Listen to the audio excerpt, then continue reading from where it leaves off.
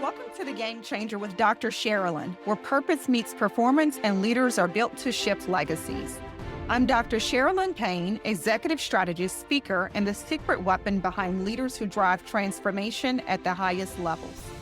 Each episode delivers bold truths, power skills, and real-world strategies to help you lead with precision, show up with presence, and build the kind of influence that outlasts trends.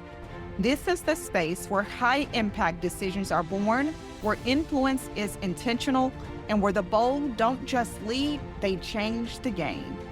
So if you're ready to rise, ready to lead, and ready to create the kind of impact that moves markets, missions, and minds, you're in the right place.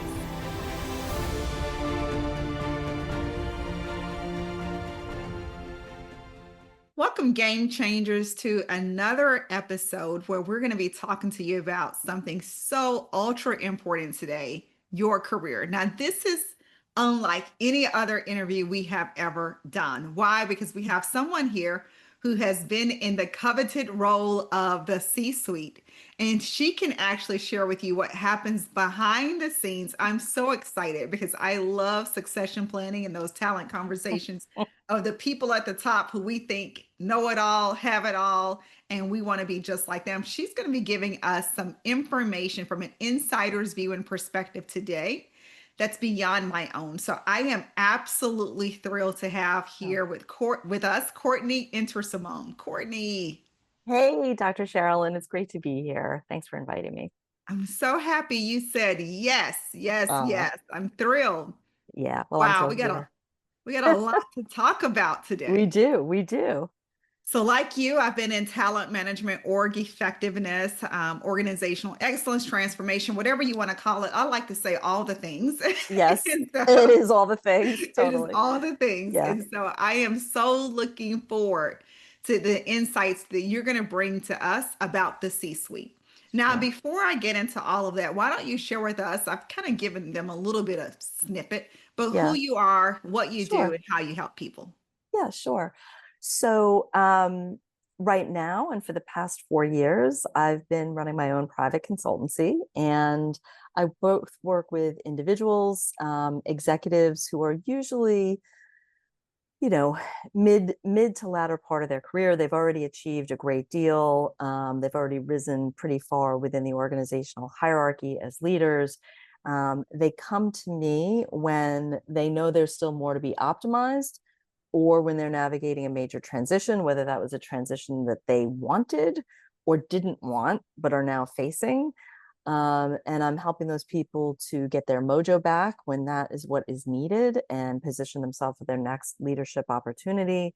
Um, or I may be helping people who have recently taken on a new and expanded role, whether it's in the organization that they've been in for years or at a new organization, help them really make the most of that new opportunity and get effective liftoff, for lack of a better way of putting it, within those first essential 90 days. And then still others that want to continue working with me to have their own private, savvy counsel outside of the context in which they're working every day. Someone who's truly objective, who only has the client's, their best interests at heart, is not stuck in the organizational politics and context that they're in, but understands that world and how you have to move, and can be a terrific partner, sounding board, and also someone who's going to challenge them to truly keep leveling up. So all of those situations and scenarios are ones in which I'm helping my clients.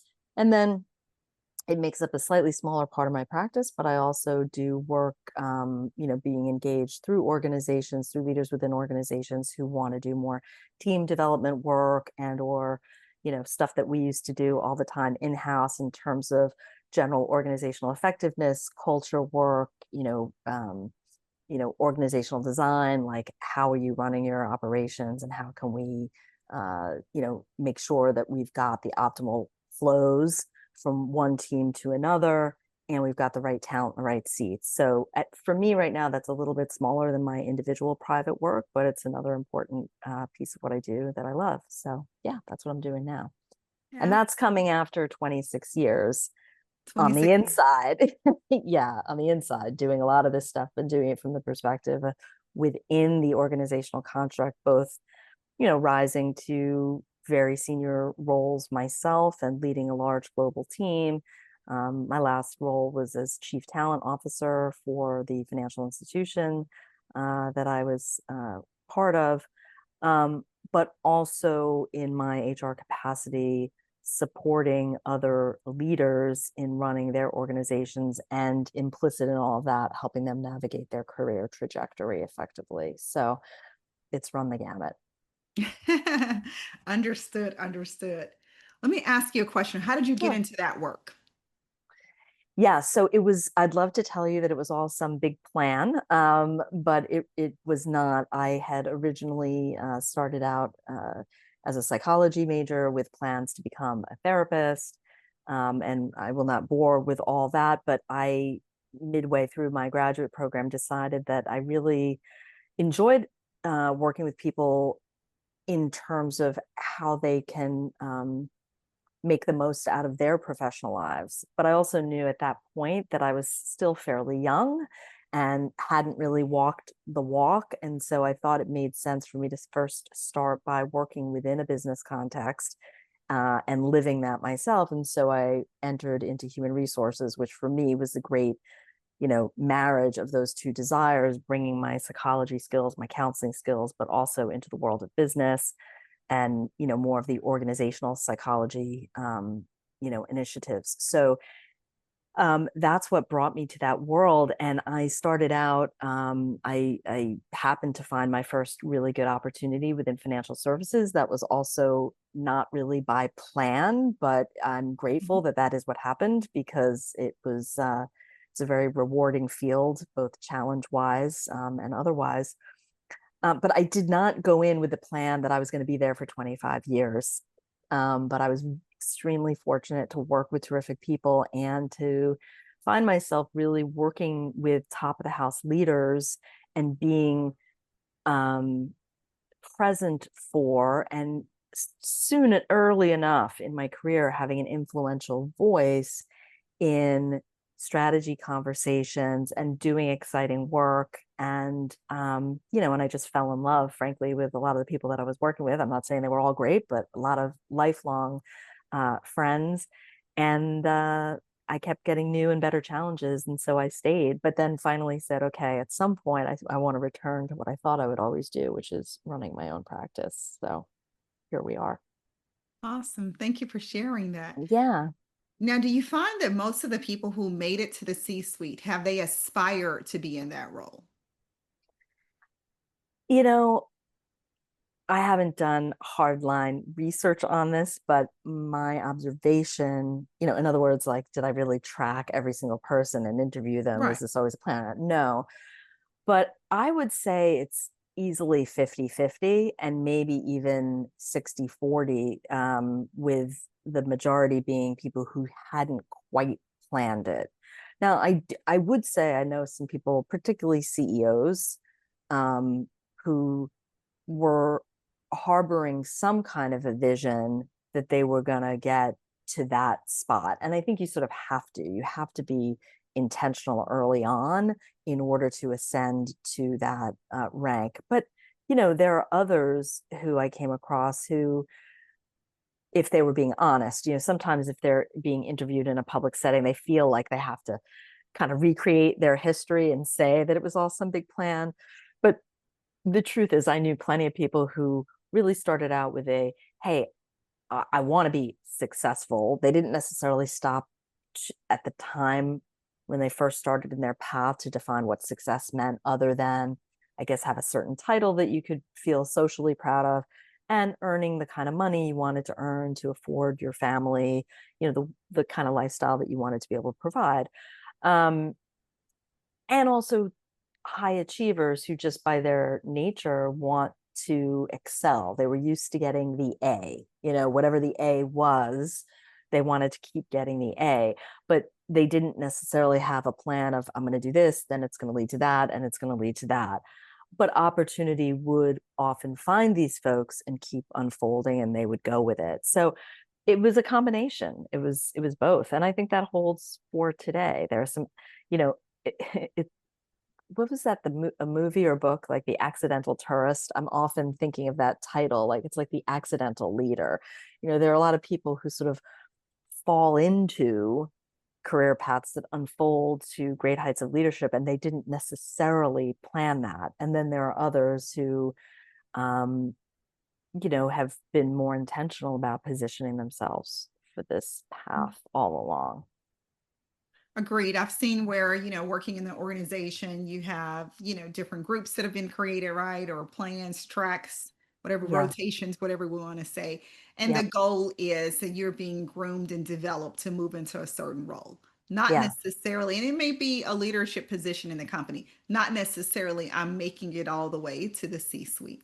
And Correct. with that intentionality. Now, of course, like you said, there are others who aspire to be that, and perhaps they've had some background with family. They've been privy to, I would say, the They've behind the seen that. scenes, Yeah. exactly, the Yep. conversations. They have Right. access and privilege. And Yes. so they are very more methodical about the Mm-hmm. companies they go to, the roles they actually take, what So they true. say yes to, you know, Mm-hmm. uh, branding themselves internally and externally within the Yep. organization. But quite often it can just be, hey, I'm just, raising my hand, doing a great job at this. Somebody sees me, sees potential, whatever the case is. Somebody's out, somebody's in. I didn't Yep. really, the new person that's in.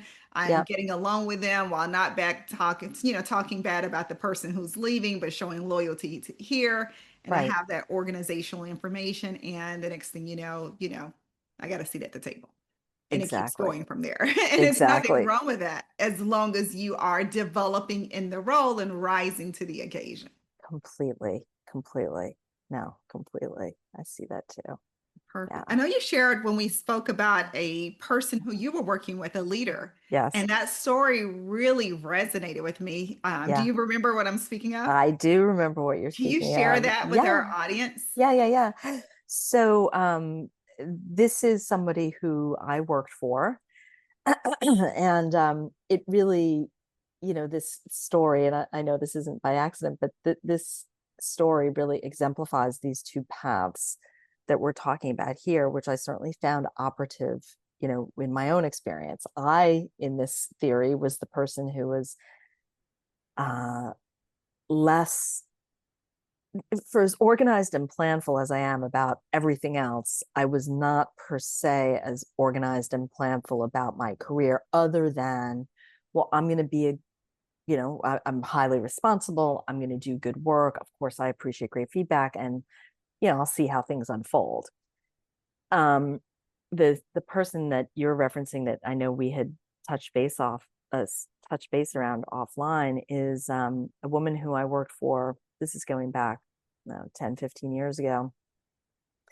And she joined our firm as we were still calling it chief HR officer then. Now it's chief people officer, Right. whatever.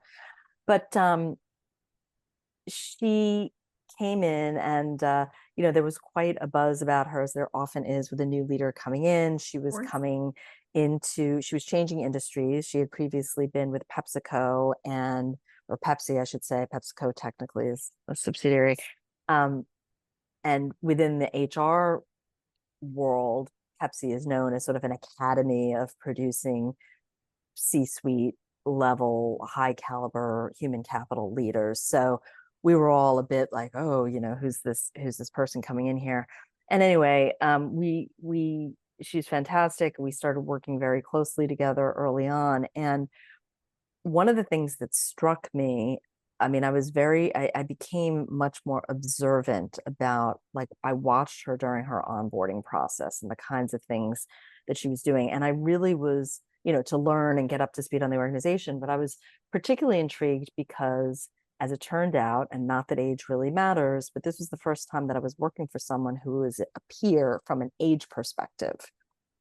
Didn't really phase me one way or the other, but I was like, I think that made me start to think about, um, gee, what did she do differently that she finds herself in this role?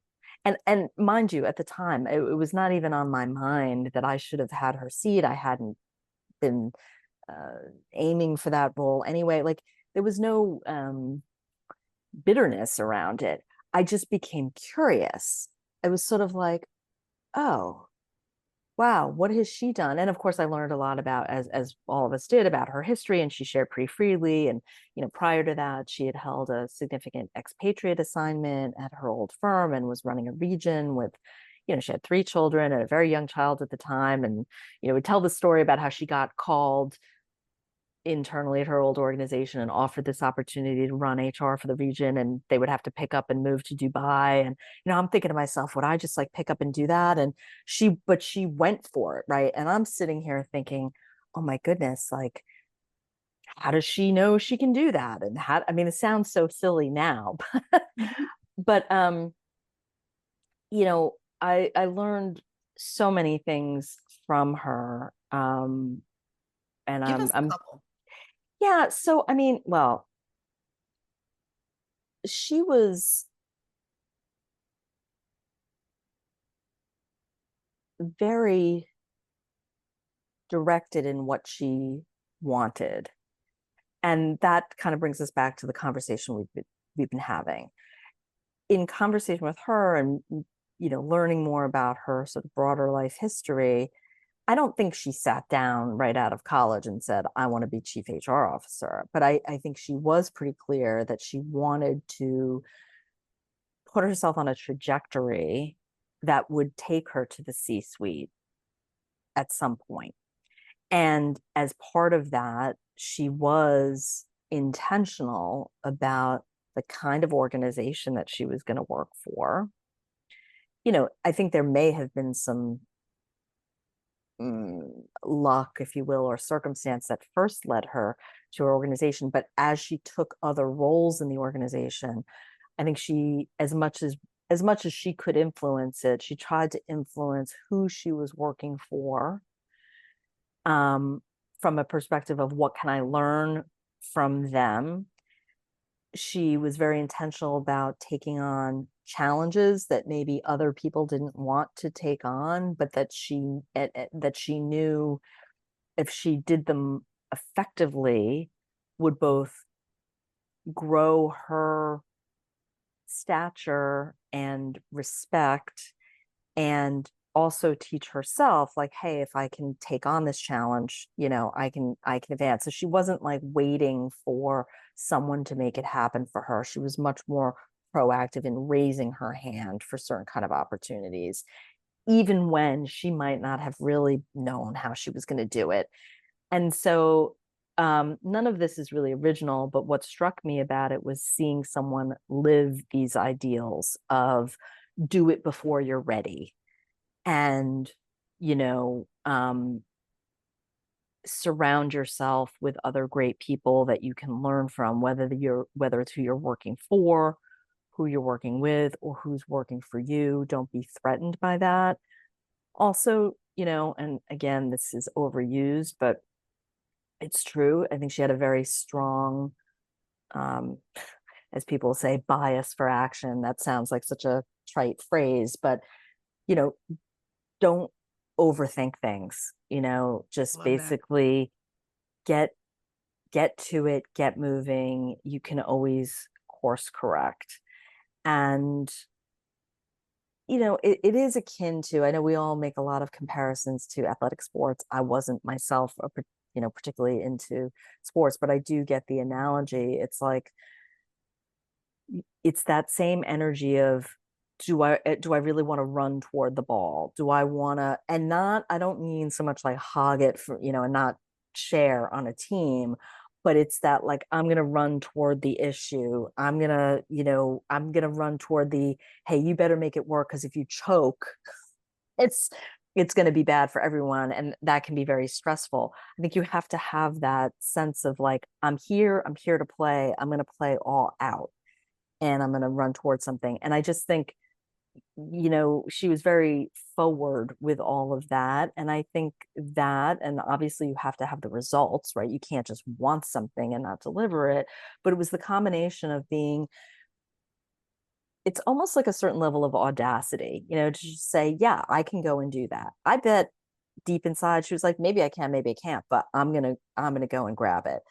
Um, and that was just very instructive for me at the time, because I think I had earlier on, even though I was doing very well and I had been elevated a lot, no one was hurting me by any means.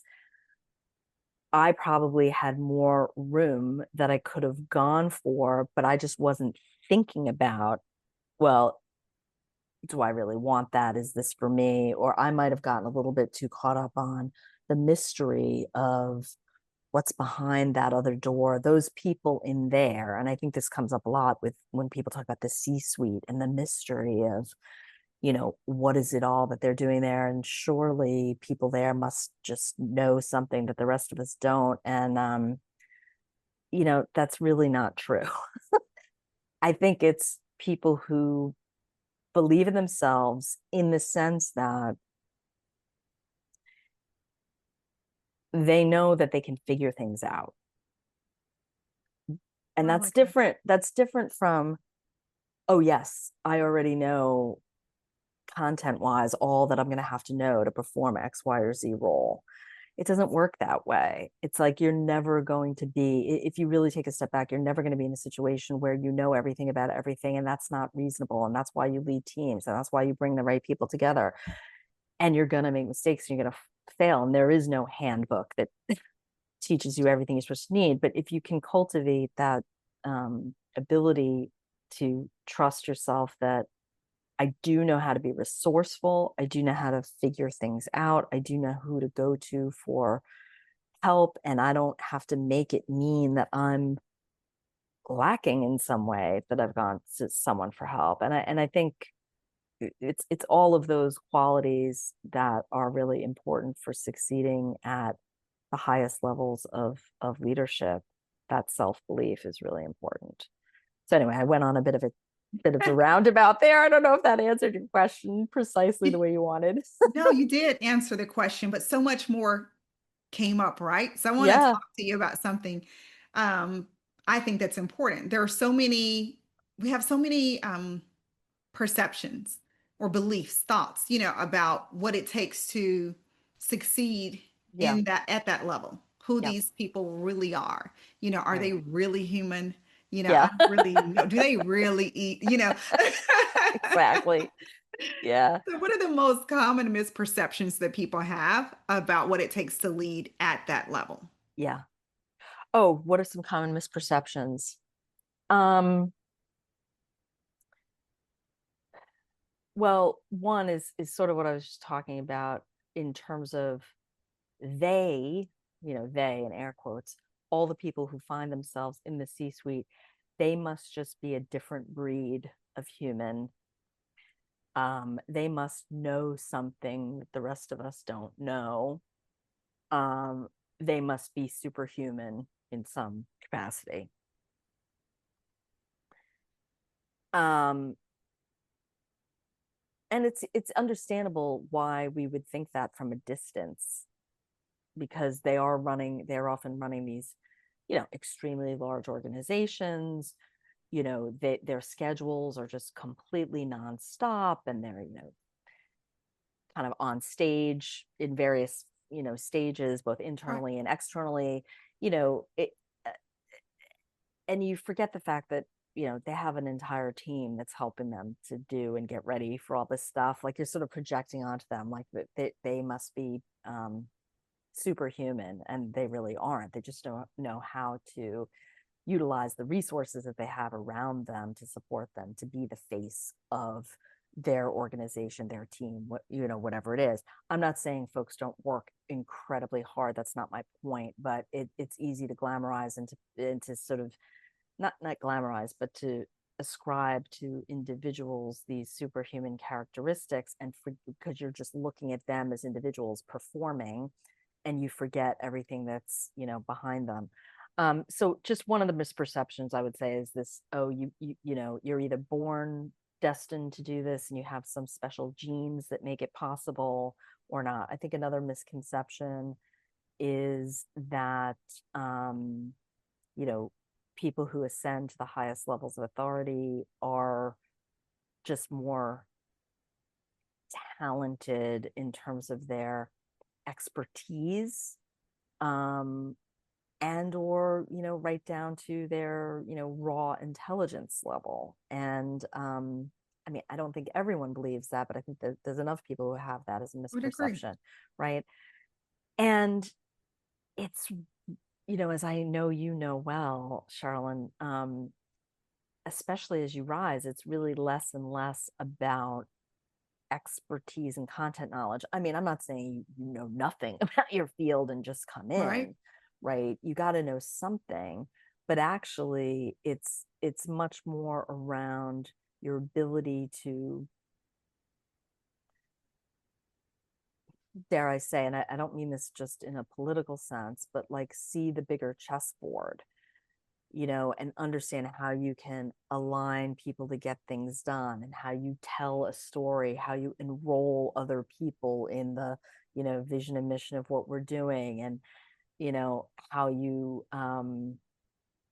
yes, navigate the political waters and the ever shifting alliances. And again, I don't say that as it's not like spooky or mean or horrible. It's just reality. There's different competing interests even within an organization. So anyway, those are all things that transcend raw intelligence. It's more of a savvy. It's more of a, dare I say, even street smarts, and something you can learn over time if you're paying attention, than it is, oh, you were just born with a certain, you know, intelligence level, like I said, or skill set or whatnot. I think the other thing that is, and this is a more difficult one because there's truth and falsity to it, but it's the idea that, well, if I want to be at that sea level, I have to sacrifice my entire life, uh, from a time and attention standpoint, right? That I have to give everything to the organization and have nothing left for me. And so I think that belief also discourages people who could otherwise perhaps make great contributions at that level from even pursuing it in the first place. Now Right. we got to keep it real, right? These are very demanding jobs, and but if you're already, let's say, I don't know, depending on the scale of the organization, let's say you're already operating at like 2 to 3 layers below the CEO. I mean, you're already in a pretty, and let's say you're at a 50,000 or plus, employee global organization, you're already in a role of some consequence with a good deal of visibility. You're already working a goodly number of hours. It doesn't keep increasing. It's just the nature of what you're doing is different, but your resource base is also different. So again, yeah, these jobs become somewhat 24/7 in that you're not just like 9 to 5 checking in, checking out, but it doesn't mean that you're suffering, you know, working 12 hours a day nonstop. And, going back to this one woman that I was speaking of, my prior boss, I mean, she had 3 children. She also happened to have a marriage where her husband by that time was more of the person on the home front, staying home, but she was very involved in her kids' lives, and they appeared to have a, you know, very happy home life and all the rest of it. So I guess my broader point being, don't cut yourself out of going for opportunities even at that sort of pinnacle level, because your fear is like, I'm gonna have to work so much more, because you're probably not aspiring to that. If you're already pretty senior, you're not going to be working twice as much. You're just going to be doing different things. I do think you have to be ready to um, roll with, if you will, tolerate and possibly, hopefully, enjoy the even greater visibility that you have and life in a fishbowl, and that Absolutely. everyone has an opinion about what you should be doing. Did you do it right or not? You sort of feel like you're being scored, if you will, like Mhm. every single day. And I think it's that kind of mental, emotional pressure that is the challenge. So I'm not saying it's for everybody, but yeah, those other things are the misconceptions, I would say. Thank you. Yeah. Let's talk about something else that we know that takes place in the Right. to get to that role or Yeah. get to that level in the organization, and it's something that terrifies most people. Oh, yeah. Do you know what I'm talking about? I think I do. The organizational politics and those power plays, Yes. and knowing Yes. who's who and how to move. And you talked about that chessboard Yes. Yeah. and Yeah. that visibility. So let's talk about that. What Yeah. skills are most important when we talk about mastering those Yeah. organizational politics and those power plays? And I want you to think about the people who may already have that, but also I want to talk about the things that you don't learn in business school that perhaps if you're like me Yeah. and your parents were in government, your parents were not in corporate America, they're not sitting around the table Mine weren't. talking about, Yeah. okay, Yeah. perfect. So I want to know Yeah. about that kind of stuff, that we Yeah. had to learn from the school of the hard knocks, as I like School to of say, Hard Knocks. right? Exactly. Totally. Being very observant Yeah. and learning to be very intentional about Yes. why am I in this room? Why am I at the table? What can I learn from this person? What's happening here in a good way? What's happening here in a not so good way, in a bad way? So how is it Yeah. working out positively as well as negatively? Yeah. Totally. So let's Oh my talk about goodness. those power So, plays in so politics. so much to say about that. Well, first of all, as I mentioned, yeah, like you, my parents were not in the world of high finance, business, all of that. My parents were both teachers.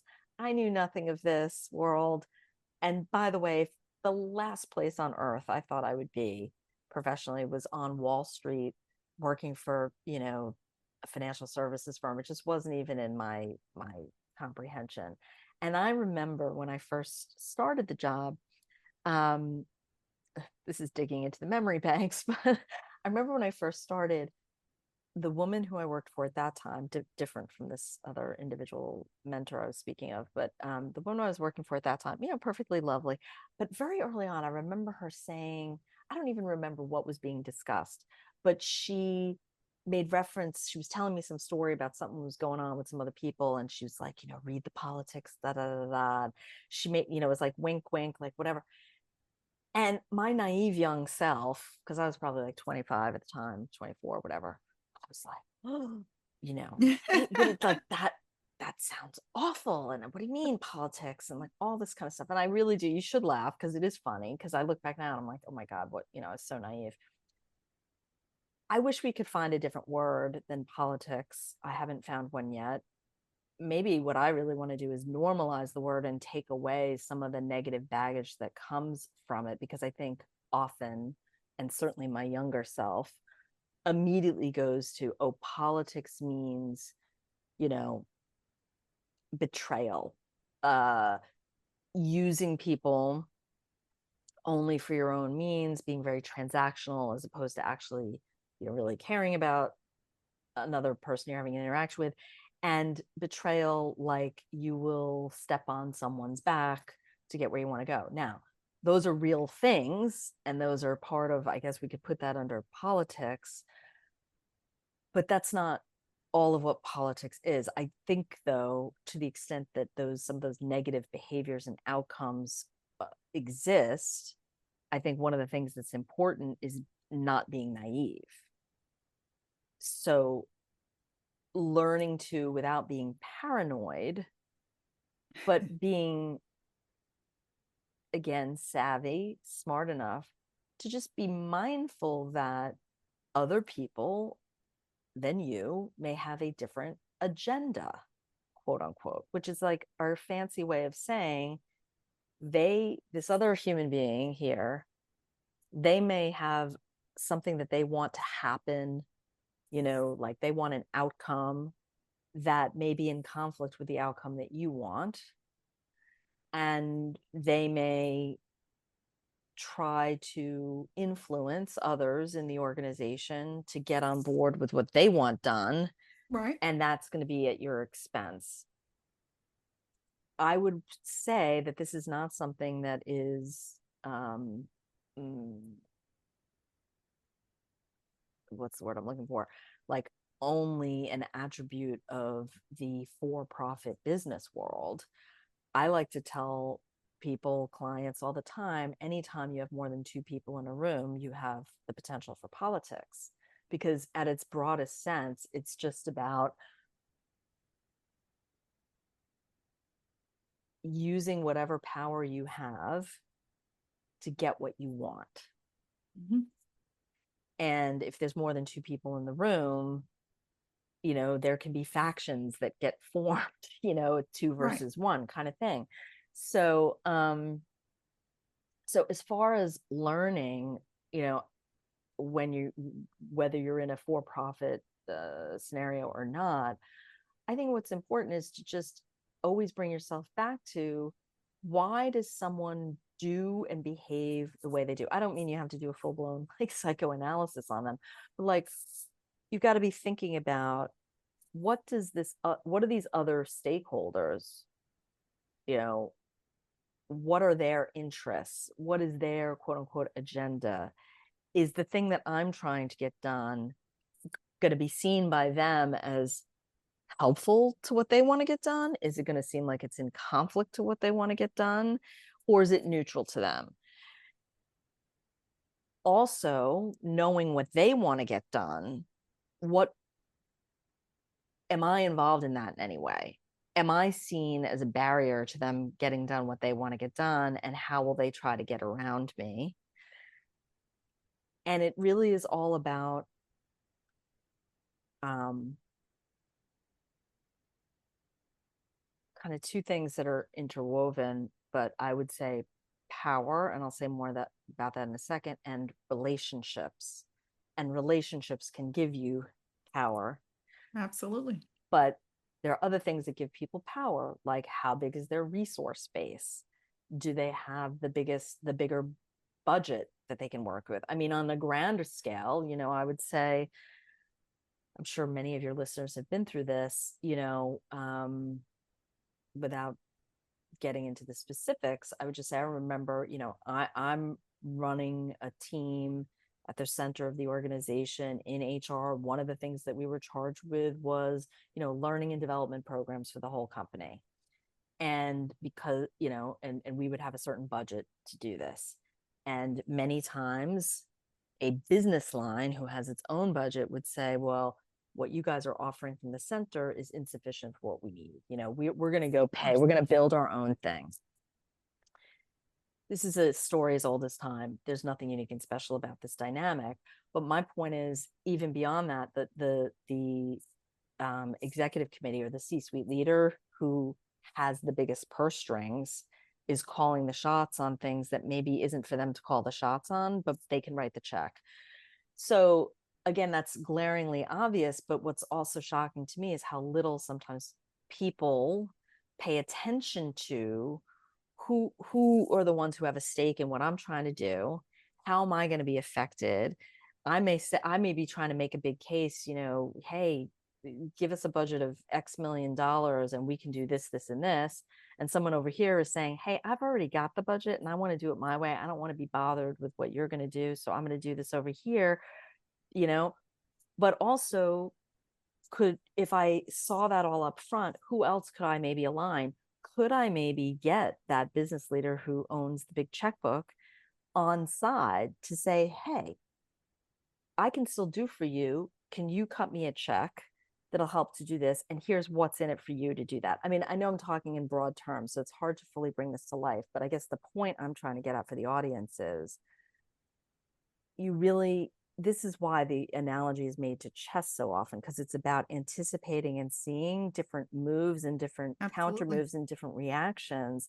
But it all starts with taking a minute to not just think about what you want to get done, but to try to step outside of yourself and say, now, if I am this stakeholder, this stakeholder, this stakeholder, what do I think about that thing that, and do I is that going to be accretive to my power, or is it going to be a diminishment? And how important is it for me to demonstrate that I call the shots, not you? Like, there's just all kinds of things. but I can take this down to a more micro level where people can practice. And it's just looking at any kind of meeting that you're sitting in and start paying attention to the behavior of the people in those meetings, the interactions, you know, who seems to always have the final word, even if it's not the person who's in the named most senior role in the room. Is there somebody else in the room who everyone turns to and listens to when they speak? And then ask yourself, why is that? Like, it's all about mapping influence patterns, really, and just being intelligent about, you cannot assume that just because your um, initiative is motherhood and apple pie and should get done, that everyone is going to want to go along for the ride with that. And it's not because people are evil or mean necessarily. It's just because everyone has their own self interest. And at the end of Of the day, course. that's what's guiding their behavior. And I just want to bring people back to, that's really what politics is all about, or that's all encompassed in power. It's all these different people who have their own needs, desires, wants, and they are often in conflict, not like necessarily a war, but if they're in conflict, you have to take that into account and say, well, how can I get this person on side? And then the other thing is, yes, there will be people who are playing, we could call it dirty pool. Again, this is often happening on a fairly subtle level, but maybe people who are trying to mm, you know lower your influence by questioning your authority or capability to other stakeholders. um you do have to be awake to that. People will not play fair. They will do what they need to do to position themselves, even if that means taking you down a notch or two. I Absolutely. don't think that that's like, I don't think it's really useful to walk around with a paranoia that everyone and their brother is out with to knife you, metaphorically speaking, in the back. But you also can't be so naive as to think that everyone who's, basically smiling, when they're face to face with you, is necessarily on side, or um, necessarily wouldn't use some seemingly nice but actually kind of hurtful ways to diminish your reputation with other stakeholders. So, I mean, it's just a reality. But again, being paranoid about it isn't helpful, but being aware and trusting your instincts also. And if you get a feeling like you can't trust someone fully, there's probably a good reason that you have that feeling. And so you don't have to go up to them and say, I don't trust you. You Right. have to do that note to self. And, as another, former colleague of mine who I had a lot of regard for used to say, play with a straight bat. Just don't be naive. You know what I Right. mean? But you don't have to sink to the level of some of these other behaviors that are unproductive, but do try to protect yourself from that. And you're best served by developing relationships that are not transactional, that are built on mutual support and trust, and build those up, down, and sideways in the organization, and just be awake to what other people's motives might be, and that they're not necessarily evil, but they may not be aligned with yours. Agreed. Agreed. Yeah, yeah, So, how did you start studying power dynamics? How did you get into this? I think it's I, absolutely fascinating. It's been one of the things that I absolutely have enjoyed with coaching leaders and working in the talent yeah, management org effectiveness space. yeah, It's just being able to see those dynamics in plays. And like you said, being able to map the influence. Here's what's happening here, and step back from I can tell you 5 steps ahead. And people would always say, how do you know you're like 10 steps ahead of what? And I was like, just pay attention, just listen, just watch the room, watch what's happening, watch how exactly. decisions are being made. But I Yeah. think for me, it's just, my background. It's been my background, but then also I have this dirty little secret that I'm going to go ahead and share. Yeah, I please. absolutely love Dateline NBC Oh, and just yes. studying human behavior 2020, Yes. just Yes. to kind of get and this is what this person is thinking. But I think it also helps to think a little bit more critically, right? And be able to tell the story and see Hmm. how things are really playing out. Yes, And yes. so it's a dirty little secret that people are like, Oh, "You I like don't. what?" I think there's a lot of people who like that out there for sure. Not dirty at all, but yeah, I mean, it's a good question. I feel like I've been so fascinated by it for so long now that I've lost a bit of track of when it started to become more of an interest for me. Like I said, I definitely remember the early days professionally feeling like, ugh, like I don't want to be involved in that. That's not me, blah blah blah. And just having some kind of a, yeah, disdain for it, and like a fear of it. And somewhere along the way, once I got my footing and I started to redefine, this wasn't just something to be afraid of or something separate over here. It's just more of like a reality of human interaction. That's when I just started to become more curious about it. I've always, always, always, since I was a kid, been fascinated by why people are the way they are, Me too. Yeah. right? and Yeah. and why do people behave in certain ways in certain situations. Um and now, yeah, I mean, I wouldn't, I didn't major in politics, but because of the interest in human behavior and human interaction, and why people get along and why they start to not get along, and you know I don't know, it just became the source of fascination for me. And then it's more been in the last, like, I would say 5 to 10 years that I've made more of a pointed interest to you know read up on the topic of power, and power and politics, and how those both comes together. And I just find it endlessly fascinating. And I would not consider myself a, I'm not carrying a knife around in my back pocket type of thing. You know what I mean? Like, but I think the other thing that fascinates me about it is I don't want other people to be afraid of it and hold themselves back as a result. I cannot tell you how many people I talk to, and I'm talking about, accomplished people who've, already risen up the ladder pretty far. And they're like, I just can't deal with any politics. And I'm Mhm. always, I don't want to be somewhere where there's politics, or I can't deal with this. And, or I'm not going to go for XYZ role because there's too much politics involved. And I always say to them, let's take a minute and unpack that a little bit. Like, what is it that you're really concerned about? How real, let's reality test, like, are those things really going to happen? And also, how might you feel if you were in a place where you felt you could, roll with that a little bit more? If you didn't feel so powerless to influence the experience, might you feel differently? And most of the time, what I get is people the truth is, they just they want help understanding how to navigate it. And if they have some kind of belief that they could navigate it and not suffer day in day out along the way, then they can get comfortable with it. And I guess a lot of that is sort of autobiographical, in that I started out feeling like, oh, I Right. don't know, I don't know what the secret handshake is, I don't know how to do that, and I don't know if that's for me anyway, because I'm not the kind of person who does that. Well, I still don't think I'm the kind of person who does that, if we define that as being just outright selfish and stepping on a whole bunch of other people. My point is, you don't have to be a jerk, but you do have to be politically savvy so that you can continue to rise and flourish and whatever, and not suffer unnecessarily.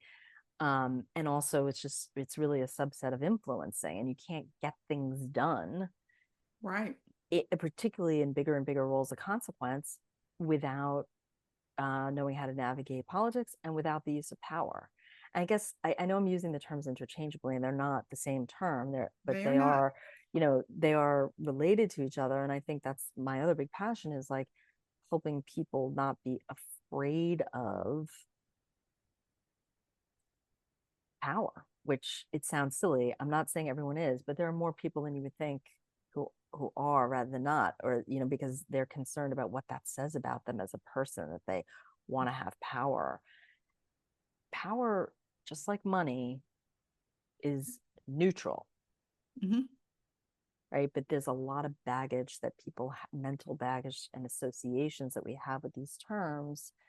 And then through that baggage, we either, we often deny ourselves access to using these things, accumulating these things, because maybe it's bad for me to want to accumulate wealth and use Right. wealth, or it's bad for me to want to accumulate power and use power.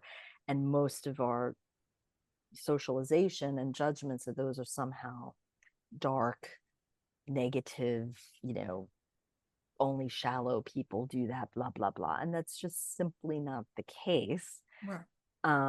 So anyway, I've gone beyond the scope of your question, but as you can see, it is a source of endless fascination. So what guidance would you give someone before we wrap Yeah, of how do they study and learn more yeah, about that? yeah. Well, there's tons of great um, authors on the topic, and if you prefer learning through live instruction. It's interesting. I just saw an advertisement for masterclass, and one of my Hmm. favorite authors is now Yeah. also offering um, a, a, a course. I haven't looked into it enough yet, but I plan to. So the person I'm referring to, whose books I've also read and widely recommend, is Jeffrey Pfeffer. That's Pfeffer. You may have heard of him, but Hmm. he is a well-known in certain circles um, professor at Stanford's Business School. And he runs, again, in certain circles, it's known well. I forget the exact name of it, but I think it's called Pathways to Power. He's one of the few um, that I am aware of who's teaching a class that's so explicit in a business school setting around this notion of power and means to accumulating power and using it. And he does a really amazing deep dive into um, in his course in particular that I've seen the syllabus for, in getting people to confront within themselves, like, what do I think about power and how do I use it? And then bringing in case studies and what people actually did. Um, One of his books that's great is The Seven Rules of Power. And I'm forgetting the other title right now, but I would just encourage people to look up Jeffrey Pfeffer. And as I said, I just saw announced like a couple of days Me ago, too. a course that Yeah. he's offering. And then he also has a LinkedIn channel. I don't want to make it all about Jeffrey Pfeffer, but he's definitely a standout in the field. Um, um, there's another author and book that I think is worth checking out, which is a woman named Niven. I always mispronounce it. I think it's Potsma, Potsma, or Mm. Postma. I'm not sure, but she has a book called, something like Do Politics or Politics Will Do You. It's a little bit getting to this notion of like, don't be naive about saying like, I'm beyond politics, I'm not going to play this, and more, how can you be intelligent about um, developing the means to influence? And that's really what it's all about. And there's countless others. I mean, another classic which I have dipped into, I'm not going to say that I read the whole thing because it's huge, but it's the 48 Laws of Right. Power. Hmm. You're going to remember the author because, of course, it's I his, can't. Is right, it like on the spot. Of course, Robert? Is it Robert Robert? Greene. Robert Yes. Greene, and he's written a series of books with a similar kind of 48 laws or Right. this many laws or whatever.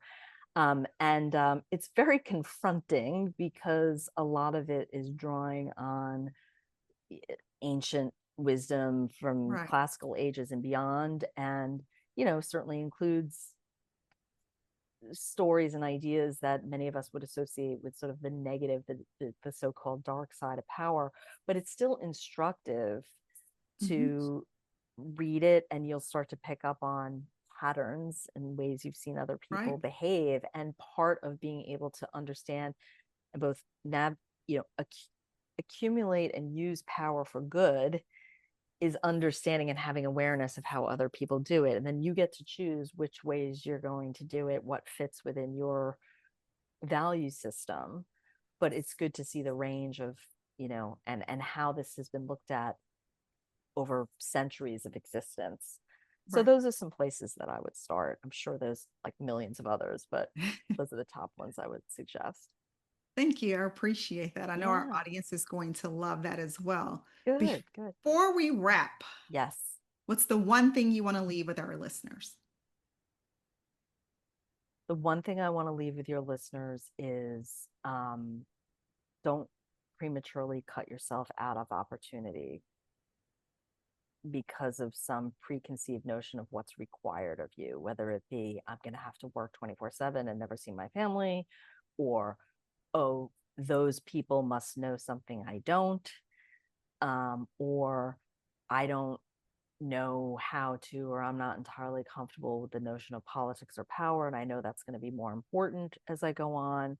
I would just say, don't limit yourself based on your initial kind of gut assumptions about. I would inform yourself, talk to people who've been there, done that, or at least are have a closer view to what all that is, because there's a lot more available to you than you think, and you need to start. It's really your willingness to question some of your assumptions and get some actual facts on the ground, and then develop, see that you can develop the resourcefulness within you to take on more, stretch yourself more, if that's what you desire. Thank you for elevating us, Courtney, today You are and so giving us welcome. hope for what's possible and how we too can aspire to get to the top and what we need to do to get there. So I appreciate this deep conversation you've had with us. I could go deeper, would love to bring you back to go Oh, even I'd deeper love in what we to. I'd talked love about. to. We didn't even, I mean, just the tip of the iceberg. I'm like, oh my gosh, I cannot believe we're out of time. I know, I know. Well, I'd love to come back. I know you've got a whole long list of people coming on the show, but at some point, I'm always available. I'd love to join you again. Would love to come back for a second All session. right, Look, cool. you got a link for us. You're offering our listeners something special. You want to take a couple of minutes and tell them about that? Yeah, well, I'd be very happy to have a conversation with anybody who wants to explore what's next for them professionally, and bring their challenges of what they're navigating. And people can reach out to me either directly through my email, which hopefully you'll put in the show notes. It's Courtney Absolutely. at courtneyintersimone.com. Also, I certainly invite you to follow me on LinkedIn, and I'm very active on LinkedIn. I'm posting every day. I can't yet tell you that it's the same time every day, but not quite there yet with that. But I am posting every day. I seek to add, useful, actionable, tips for folks. And you can DM me there as well. Would love to connect, and happy to schedule time for an initial conversation to talk about your career advancement and where you want to go. Perfect. Thank you. Yes. So Yeah. schedule that career advancement breakthrough session with Courtney. The link Yeah. is going to be in the show notes. If you're Thank you. looking to really navigate your career, elevate your influence, expand your impact, she is the woman for you to reach out to. Oh, thanks, Dr. Sharalyn. Thank you, Appreciate it. Courtney. All right. You don't lead like everyone else, so your resources shouldn't look like everyone else's. I created the Game Changer Leadership Collection for high impact leaders like you, visionaries, change agents, decision makers who lead with intention and influence. This free high impact resource pulls from my leadership arsenal and delivers immediate actionable insights you can use right now to elevate your influence, lead with conviction, and drive lasting transformation. It's not just a toolkit, it's your first step toward leading at the level you were born for. Let me show you what's inside. The Leadership Edge Sampler. It's a preview of my 10 daily power skills to sharpen your influence and impact. The Influence Language Mini Guide. Essential phrases to increase your authority and build trust in every room you walk into. The Leadership Blind Spot Snapshot. Because the greatest risk are the ones we don't see. The power of one visual aid. A reminder that even one decision, one tone, or one conversation can shift a team or stall a movement. The Executive Briefing Checklist, a go to tool for high stakes communication that drives clarity and alignment. The 5 minute accountability brief, a no fluff framework to build a culture of ownership fast. And we have the Game Changer Ascension Model Overview, my proprietary leadership growth map to help you scale your influence with intention. These are the very same tools I use with executives, culture shapers, and elite teams, leaders who know what's at stake and aren't here to play small. Because when you're called to shift systems, influence nations, and build legacies, you can't afford to lead on autopilot. This is where your next level begins. Download the Game Changer Leadership Collection today. It's free, it's strategic, and it's built for leaders who are born to shift the game. I'm Dr. Sharalyn Payne, and this is your Leadership Edge. Thank you for joining me on the Game Changer with Dr. Sharalyn, where we don't follow trends, we set them, and we don't just lead teams, we shift legacies. If today's message challenged, stretched, or inspired you, don't keep it to yourself. Share it, tag it, lead through it, because real leaders don't just consume wisdom, they multiply it. Want to go deeper? Subscribe to the Ultra Influential newsletter for exclusive tools, behind the scenes strategy, and weekly mindset shifts for the leader ready to move nations, markets, and minds. Visit www.smpistrategies.com or send a note to leadership@smpistrategies.com. And if you're ready for next level coaching or consulting that positions you as the right leader at the right time in the right place, let's talk. This is what we do, and we do it with precision, power, and purpose. Remember, change isn't just something you lead, it's something you become. Stay bold, stay brilliant, stay a game changer.